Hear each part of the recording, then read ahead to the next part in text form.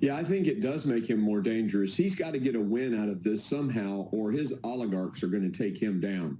So this, both the convoy and stepping up basically to his version of DEFCON 5, if you put it in our words, is that kind of an escalation that shows he's trapped. And this is a very dangerous place for us, Stuart. Can I just follow up on that? Because a few moments ago, Kurt Volker, he was former U.S. ambassador to NATO, he told me just moments ago that he doesn't think Putin survives. He thinks Putin could be taken down by his own generals.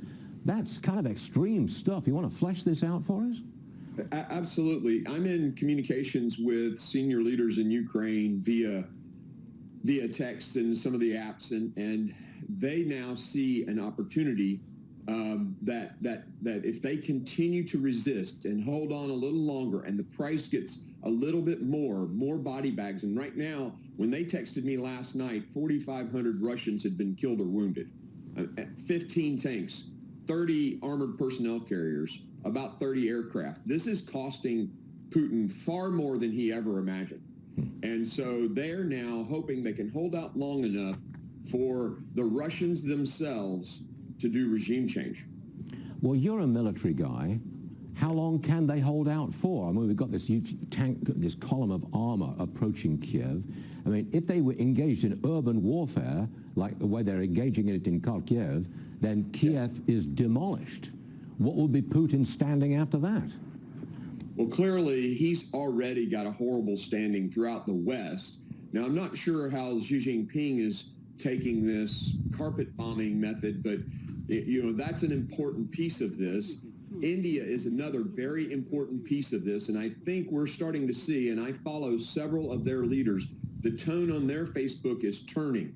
Remember, they bought the S-400 from Russia. They need Russia for parts, but now you're starting to see statements from India that even they are turning against what he's doing. So this carpet bombing, his grasping efforts for a win out of this are causing him to be further and further isolated. India starting to turn on him. This is Putin's folly. I mean, I think he's done for myself. Can President Biden take any credit here? No, I don't think so. President Biden stair-stepped this process, and it emboldened Putin at the beginning.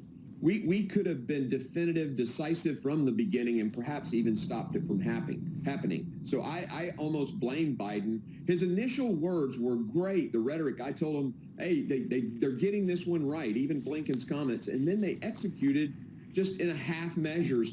And even the SWIFT transactions, they're talking about making exceptions for energy. That would be the whole point of what we do, is to shut down their energy economy. It's 40% of their economy, and oil's 101 or 102 bucks right now. It's going to maybe 120, 130. That just doubles Putin's income. So we are just doing half measures from our administration.